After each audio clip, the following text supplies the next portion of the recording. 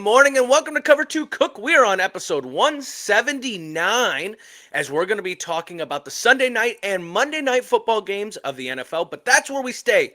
NFL stops there because then we go to the college football playoffs as the college football playoffs start on New Year's Eve and then go into New Year's Day. So we're going to talk about those games, who we might possibly think is going to win those ones. And then we're going to finish with Tim's best bets. He's only given 2 out of the 4 as college football is happening before the weekend. He'll give the other 2 on Friday. So let's get it started. Yeah. I was going to do a vertical jump there. Thank you, Sox. Travel been to Indiana, and did Cover 2 Cook get you a good hotel? Indiana? No, I'm in Louisiana. I'm here for Mardi Gras. I know that this might be hard, but I don't know how much you remember Friday night since we left you damn near when you fell asleep. I got my belly full, man. I was like, I warm covers and warm. I was like, I could go to sleep right now. Yeah, I'm going to go with Jack Dorsey. Final answer? Yes. All right. This is going to be a long fucking day. Welcome back to Cover 2 Cook. We're on episode 179. I'm here with Anthony and Tim, and boy, did we have some good Sunday and Monday night football. A lot of fantasy depended on this. So let's start with Sunday. Anthony, talk me about this Bears versus 49ers game. Highest scoring game of the weekend. Or actually, yeah, all of NFL this weekend. 49ers. Offense looked good without Kittle. I mean, because George Kittle was kind of progressing to be their main target. And then defense. You got to look better. I mean, this was a Texas Tech, Oklahoma 2007 game with Patrick Mahomes and Baker. They just couldn't stop anyone. Neither defense could actually get a stop. They're still on the pace for the number 1 seed. It comes down now to week 18 for them. If they can beat the Seattle, they will be the number 1 seed. So 49ers, great win. On the other side for the Bears, because I've been listening to 670. I've been listening to you Bears fans right here. Caleb Williams had some great throws in this game. There was some of these passes where I'm like, that right there. Even Collinsworth, who hates Caleb Williams, was even saying that's a good ball. But then it's just like 2 good balls, 1, what the hell's going on? 2 good balls, what the hell's going on? That's where the inconsistency. But think about the biggest step that he's taken this year to give them to who they are. Get off Caleb Williams, okay? Great game by him. The defense lives and dies by turnovers. They're ball hawks. They got to go get the ball. Well, in this game, they couldn't get the ball. So what happens? They give up way too many big plays. That can't happen going into playoffs. They have to be more like foundation in that. Nobody over the top, things like that. They are, and I think after this game, they're playoff contenders. I think they are serious playoff. A lot of people, they played them hurt and they played them on a bad week. They played San Francisco coming out at them, and they needed to win, and it came down to the last drive. So overall, Bears, not bad. I think you could have took that game. I think you should have won that game, but great win for the 49ers. Yeah, this one definitely came all the way down to the end. Like, it was just nonstop back and forth between the two. It definitely didn't seem like there was defense being played, which, again, is crazy with how much we've talked about Chicago's defense and the 49ers defense. That was just like, where? Yeah. But, Tim, let me know your thoughts. What did you think about this game? I think Caleb is the guy. I mean, there's no doubt about it now. I think he's quieting the critics up. Hell of a game, 2 touchdowns, no interceptions and no sacks. That is one thing that he has improved on so much this year, is cutting down on the turnovers and cutting the sacks down. Also, somebody to watch for, Luther Burden. Yeah. I think he's a diamond in the rough. I think once they get Burden going and Odunze, the bad deal is those 2 can't stay healthy right now. But I think that might be just the first year kind of getting their feet wet and making sure that they're ready for the season. Because you know what? I think if those 2 get going, you may see DJ Moore get pushed to the side. Or, hey, DJ, maybe you can restructure your contract because we don't know, to get some more people, we need you to I think it's kind of down the road. It could happen because he signed on a 3-year deal. On defense, they got worked against the 49ers. Other than that pick 6 right at the beginning of the game, within the first 15 minutes, they give up 15 seconds. 42 points. Yep. The rest of the game. Ouch. That's got it. There was too many passes down there. That Dwan Jennings one that he ran in for a touchdown with 2 minutes to go. That can't happen in the playoffs. I'm telling you, or they'll get beat. Yep. But I mean, overall, Brock Purdy, 5 touchdowns. We all thought it was the system. Well, maybe it may not be the system. It might be Brock Purdy isn't a bad ball player. So on defense, they had some good defensive stops, but they let him come right down the field after scoring. And the Bears had a chance to win this at the end. If he could get that ball off instead of failing away, I think that will improve too come next year with the second year under Ben Johnson. I think the Bears are legitimate contenders. That defense is just, like you said, they have to get turnovers. And if they don't get no pressure up front, which they didn't against the 49ers, their secondary will get eaten up alive, especially down the middle. So they're there. I think they may just be a year away, I think. Yeah. Well, this is a year too early for them. Let's be honest. This is 2015 Cubs. This is the year before the expectations should be what they are. I want to go back to that DJ Moore. I think it opens up DJ Moore more. Because when you got Luther Burden and Odunze, now you got to get 3. And the person that had a huge game in this game as well was Colston Loveland, which thank you for all those times I played you and you didn't do shit. But like, if you get a tight end going that way, you got 3 solid wide receivers. And I don't know what you're really going to get out of Odunze and Burden, because they've had problems even with like Ben Johnson's made comments and press conferences about them. But if it opens up DJ Moore even more, that offense is unlimited, because the other thing too is they have a 2-back running system that's working out really well for them. I think Odunze and Burton can stretch the field. I don't know if DJ Moore can. DJ Moore is a possession receiver. Now, being said that was a hell of a catch that he made against Green Bay on a long throw. So I think Odunze with the young talent with Odunze and Burton, they can really stretch the field. And I think Williams can get the ball to him. Yeah, but that's what I'm saying. That's the deal. You don't want all wide receivers that can stretch the field, because then what's coming underneath? DJ Moore, that's where that opens it up for him. Yeah, and he's never had wide receivers to be able to open it up for him. But Ben Johnson, I mean, just congrats on that, man. And congrats to the Bears, because I had a lot of, I guess not optimism, but like I thought there was possibilities of being good. I just didn't think it would be year 1. Yeah, no, definitely. But Tim, I wanted to go back to you because I believe your last week's best bets depended on this. So how did we end? We were 3-0, and this was the deciding factor. So how did if the Bears could, they were getting 3, and they lost by 4. That is my season right there in a nutshell. Fantasy and betting. Yep. Can't just get over the 4-0 because you lose by either a team is spanking somebody and they can't hold the lead, or they can't get under the number. That's a bettor's. That's just the way the betting sometimes goes in a year, and that's just the way it was. 3-1, still not bad. Hopefully, we can do better this weekend. Yeah, and it sucks too because you're rooting for them to kick a field goal, so they only lose by 1, but they would never kick a field goal. That's when you're a gambler, it's just like, please just do this. But it ain't gonna happen. Well, that's unfortunate. But Tim, please, let's recap Monday night with Rams versus Falcons. How did this one go? This one went really tale of 2 halves. Atlanta just got out to the 21-0 lead, giving Stafford all he can handle all game. I think he had a rough night. If offensive line got exposed, their left tackle, I think, is out. They've got to get him back, or this could be a very short playoff season for them. They've got, his name is Alaric Jackson. He's got to get on the field, or otherwise this is going to be. But they couldn't stop Bijan. I mean, he had over 175 yards scrimmage yards, including that big 93-yard run, and they got the Falcons up 21-0. And luckily, the Falcons held on to win. For the Falcons, you blow a 21-0 lead.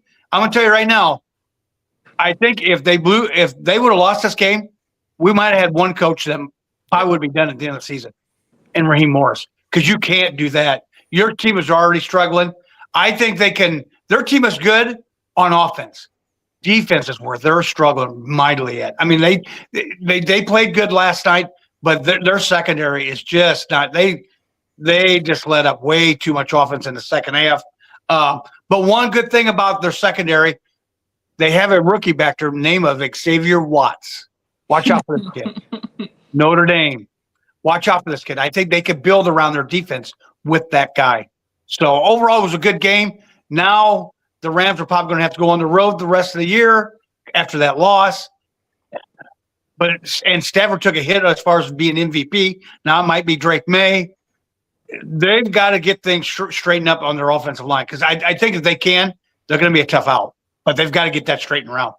Yeah, no, definitely. That Bijan game, he had a phenomenal game, but you're right. Watts did have a good game. Now let me kick it over to Anthony because I know he had a special comment about that too. Yeah, well, you kind of stole my thunder on that one. I'm going to be 100% honest because everyone's talking about Bijan. Oh, what a great game. Which Adrian Peterson coming out and saying 5 yards. All he needed was 5 yards for 200 yards, which is a hard feat.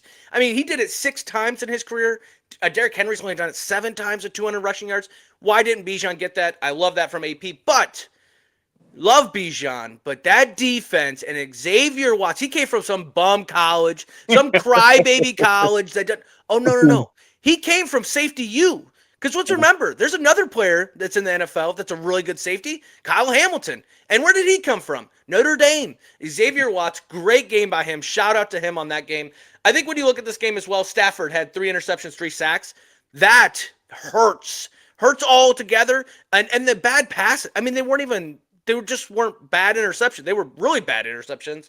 The blocked field goal by Jared Verse was awesome. That was completely comes off of him, bounces right to him. He takes it to the house, even gives a little bit of a wave or a peace sign to the Falcons team. But the defense, no sacks equals no good. They have to get more pressure against Atlanta. Kirk Cousins didn't have to do shit back there, and that's because they didn't bring any pressure. On the other side for Falcons, it's crazy because you lose that game, we say a coach might get fired. But now they win, and you go, well, shit, maybe they get a quarterback and they can have 12 wins. That's how crazy the NFL is, right? Where we can be like, and if the Rams won, we'd be like, what a gritty win. You got to watch out for this team going into the playoffs, right? But the Falcons, now they win this game, and you're like, well, Kirk Cousins didn't do shit. We got Bijan Robinson. What's that Willis out at Green Bay? He'd be a good guy to get. What about Daniel Jones? Is he going to be available? Anthony Rich. Now it's the quarterback. Even though you went and drafted a quarterback after paying another quarterback $100 million. Crazy for Atlanta. This was, and I said this to both of you guys on the phone call. I said, should be an easy win for the Rams.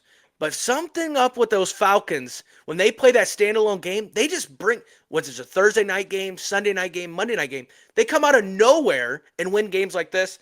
So good win by the Falcons. At least you possibly going to keep your coach now because of it.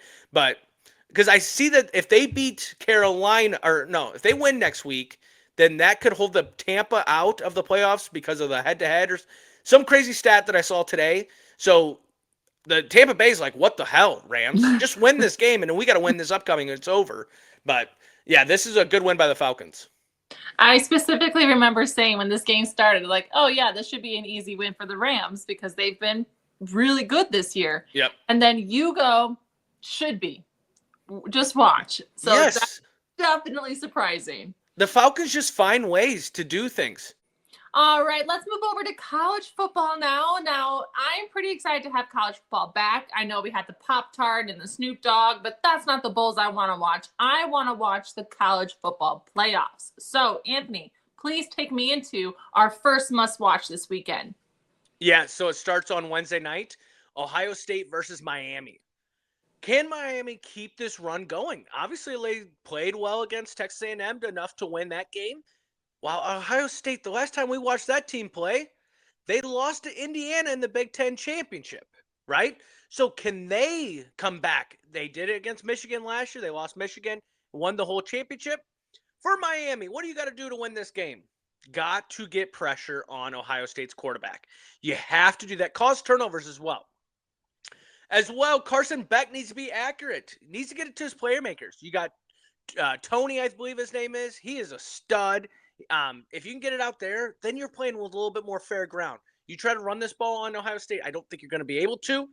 If they get up, they have to keep pressure on Ohio State. 100% pressure, because if they don't, Ohio State will find a way to get back in this game. For Ohio State, what do you have to do to win? Got to play with more urgency than when you did in the Big Ten championship. It just seemed like you were waiting for that game to come to you. No. Take the game by the balls and get going on this. We've seen it last year in the playoffs. You guys can do it. We've seen it throughout the season. You can do it. More urgency. Jeremiah Smith should have a field day with these DBs for Miami. Now, can say and get the ball off fast enough, because that D line for Miami is very strong. If he can get the ball off, get it outside to Carnell Tate or whoever, because they got a list of wide receivers, I think that's where they win this game. Finally, cannot have mental mistakes like you did in the Big Ten Championship. False starts, offsides, missing field goals. We can't have that happen. And you guys know, Ohio State fans out there, they're like, we did it. We did it against the flag behind you. I get it. But the way you played in that Big Ten Championship made me feel like you might not get it. Just prove it in this game. If honestly, I think Ohio State's going to whoop Miami. I think this could be a big game for Ohio State. But I'm actually going to take Miami to win this game. I don't know why. Wow. It just, when it's one of those home field advantage, it can go either way. We saw it with Notre Dame and Georgia last year. We saw it with that. I like Miami to win this and keep that run going for them. It's tough because, like, we're saying, like, yeah, Ohio State can do this. Like, and on paper, you look at the two, it should be Ohio State hands down. But then, like, how can you expect them to do the same thing they did last year, come off of a loss and then win it throughout? Like, you still came off a loss. Like, you have to get your shit together, clean out why you lost so that you don't make that mistake again. That's going to be a hard thing for them to do. Now, Miami, on the other hand, has something to prove. They have to prove that, like, we were meant to be here for a reason. Winning that first game in, okay, now here's your real competition. Now here's the Big Ten, runner-up. But still, I think it's a big game. I think it's brave of you to say Miami. I think I'm going to stick with Ohio State. But I think it's a big game for either or. They have to come in guns blazing. There's no coasting in this game. What do you think, Tim? I think the biggest deal is Miami's got to get to saying early, like Indiana did. They've got to get him and get him off balance, and hopefully that their secondary, which their secondary is not bad, can kind of control Smith and Carnell Tate in that. I will let you know what I think at the end of the podcast. Okay, Nice. okay. Well, take me into your first must-watch for this playoffs. We're going to go with Texas Tech and Oregon. For Texas Tech, they got to finish in the red zone. They must convert touchdowns instead of field goals. Morton is going to have a great game. I think he's got to make plays against that Oregon secondary. That's their weakest spot. On defense, they need to get to Dante Moore. They've got to throw him off balance and win the turnover battle. For Oregon, they've had success running the football. But that run defense at Texas Tech is really good. That linebacker is really good, which I can't think of his name. Rodriguez. They've only allowed 68 yards per game running the football on the ground. And on offense, Dante Moore has to handle the pressure because this Texas Tech defense is really good. The one key thing, too, watch out for, DeCorian Moore, their Oregon's top receiver, will be back for this game. I will let you know at the end of the podcast who I think is going to win. Okay. All right, Anthony. Well, give me your side of this. How are you feeling this between Texas Tech and Georgia? I think it's a high-profile offense versus a high-profile defense. Texas Tech has got that defense. I mean, we talk about the NIL and what that can do. We see it at Texas Tech right now. I also think this layoff, we're going to see Wednesday night whether these teams that had this huge gap compared to the teams that played a couple weeks ago, if they can compete with them. I think that's what makes me nervous with Texas Tech. They've never been here before. They've never done this. They've never done the playoffs. They've never done the month off for this. But when you look at the whole thing, yes, Oregon beat the shit out of James Madison or whoever the hell they played. I get that. I think you're going to play against a solid defense, and I would say the best defense in college football, maybe behind Georgia. We'll see. But I like Texas Tech to win this game. I like the way that they're playing. I think they beat Oregon. I think it could come down to a field goal to win it, though, because I think it's going to come down to – and I think Texas Tech wins it on a field goal. Well, I saw the suspicion that Oregon was going to be wearing their gray pants and that they have a statistically bad game every time they wear the gray pants. I don't know what they're thinking, but I think I'm going to be rooting on for Oregon here. Just a preference there, but that's just me. So, Tim, we'll have to see in your best bets who you take here. All right, Anthony, well, take me into your second must-watch game. Yeah, so this is the night game on Thursday, right? Georgia versus Ole Miss, an SEC showdown that has actually already happened. Week 6 of this year, Georgia would win 43-35. Okay, so what does Georgia got to do to win again? Because it's hard to beat a team twice in a year. Georgia, play great defense, and it starts with the line of scrimmage. Boom, right there. That's all that I would be saying to my defense. It starts at the line of scrimmage. Ole Miss wants to run the ball. They will not run the ball against us. But you got to play great defense. On the other side, with Lacey being questionable, we said the running attack's got to be stopped. Don't put Gunnar Stockton in bad situations. Don't put him behind the sticks. I know this kid, he puts his full heart on his sleeve and stuff like that. When these big moments come around, you can tell when there's NFL quarterbacks and when there's college, this is their peak. Gunnar Stockton's peak is here. It's in college right now. He'll never go to the NFL and be a starter. Don't put him in bad situations, because that's what they did last year. Georgia did against Notre Dame, and Notre Dame they ate all day and got sacks and things like that. For Ole Miss, defense has to cause chaos and turnovers. They have to get that ball as many times as possible against a Georgia team that's going to run the ball and be able to stop the run.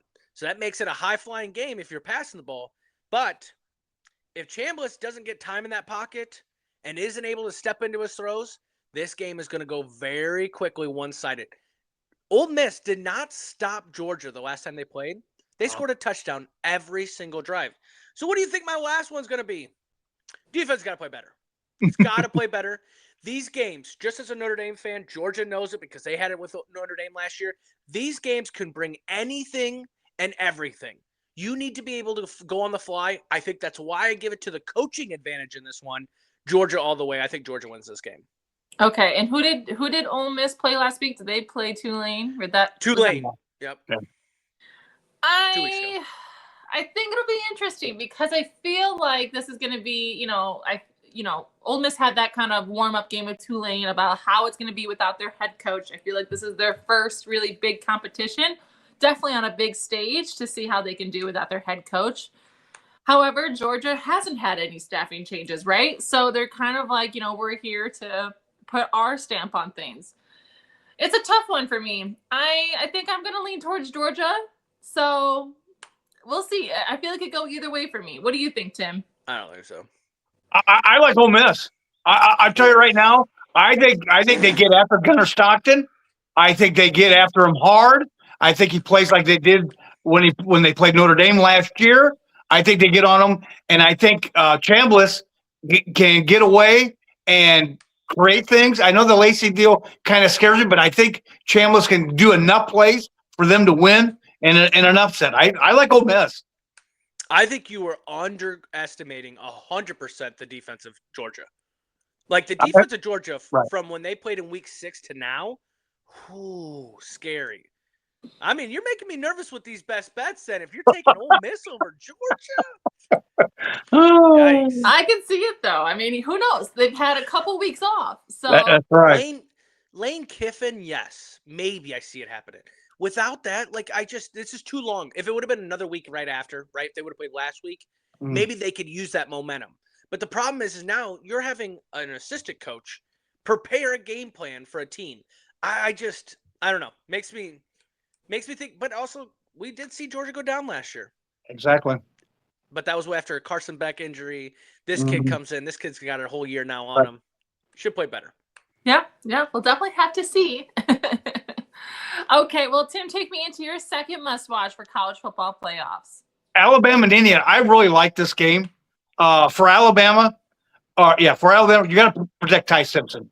Get the short passing game going and counter the pass rush of Indiana because their pass rush is really good. Also control the clock. Limit Indiana to possessions. Don't let them sustain long drives. And for Indiana, generate pressure against Simpson and disrupt Alabama's offense. On offense, establish the ground game to control the tempo. But I still like Indiana. I don't think even with that layoff, they're just playing really good ball right now. And I think the dream of Alabama going all the way ends that night. Yeah, I'm agreeing with you here. This is also the Rose Bowl, correct? So there's a lot that comes in the atmosphere here. I think it'll be a good game regardless, but I definitely think Indiana's going to take this one away from Alabama and end their streak. What do you think, Anthony? Yeah, so I woke up this morning or whatever when we were doing this podcast talking about what we're going to do on this. I sat here and said, I don't know if it's all the concussions. I don't know if it's start of short-term memory loss. But is Indiana good? Like, I feel like when we watched them against Ohio State, it felt like Ohio State wasn't playing their potential. Indiana looked good. It's like, okay, but are they really that good? Because Alabama's going to bring everything to them. And if they play the way they did against Oklahoma, I don't know if there is another team that can touch them. Well, the first half of second half of the Oklahoma game, not the first half, right? So, Indiana, I'm going to put my money on you on this game. Ooh. I'm going to put it on Kurt, even though Kurt Senegi last year says, oh, we don't just beat them, we whoop their ass and stuff like that. And then gets his ass whooped by Notre Dame, okay? Maybe he takes a little bit of that humble pie. I think this game is the best game of the weekend. I truly do, because if Alabama can play to their potential and Indiana plays the way they did against Ohio State, holy shit. Holy shit. But I think what determines on the betting on this one, let's see how Ohio State plays Thursday night or Wednesday night. Right.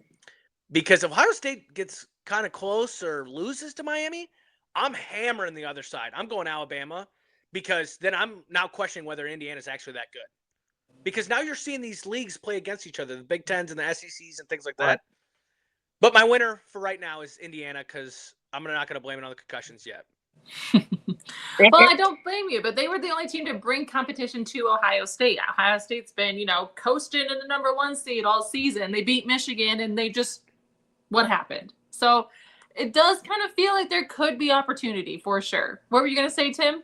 One thing, the last time Alabama played at the Rose Bowl, you know what happened? They got beat by Michigan.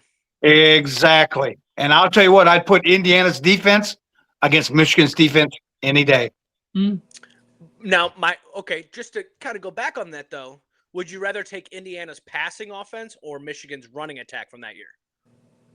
There's only one right answer here. Yeah, it's Michigan's running all. They were a two-headed monster that year. Yeah. Yes, and that's what scares me about this game. Is Alabama's defense was better then when they played Michigan and all that stuff. Yeah. But Indiana is going to go. They live and die by Mendoza, and I just Heisman great in a year that not many people starred on. So I don't know. If Indiana wins this game, though, I like them going forward. Oh yeah, big time. But right now, man, and it's the Ohio State, or not the Ohio State. It's the Indiana hate. You just don't remember who they are. Right. That's very true. Well, Anthony, I don't know if you looked it up since, but a couple of days ago, you asked me, out of these 4 games, which did you think was the least expensive ticket or the most expensive ticket? Yeah. So I asked you, what is the least expensive ticket? And it was the Ohio State-Miami game. That's the least expensive. Now, at the bottom of that caption, it did state, well, the Notre Dame Bowl this weekend, because it's $0 because they ain't playing. And I didn't love that. That's funny. Because I was actually trying to see how much these ticket prices were, and then they going to throw some shade at Notre Dame on that one. Yeah. That was tough. But, no, I think, here's the thing I'll say. What's the most expensive one? I believe it's the Georgia Ole Miss. Really? I would have thought the Rose Bowl. I would have thought Indiana and they Alabama. were second. I think they were second, and then it was but you got to think about times too. New Year's Day, stuff like that, but New Year's Eve. But the one thing I want to say before we wrap up with this college football playoffs is last year we saw all 1, 2, 3, and 4 lose. Now it's different because it's the best 4 teams, it's not just conference champions. But I will say right now, if all 4 lose again this year, you will see the college football committee change for the first 2 games to be home games, because there's no advantage right now to be any of these 1 through 4s. Oh, wait, you get a couple more weeks off? What are you talking about? This is a physical sport that we can't just turn the light switch on and off.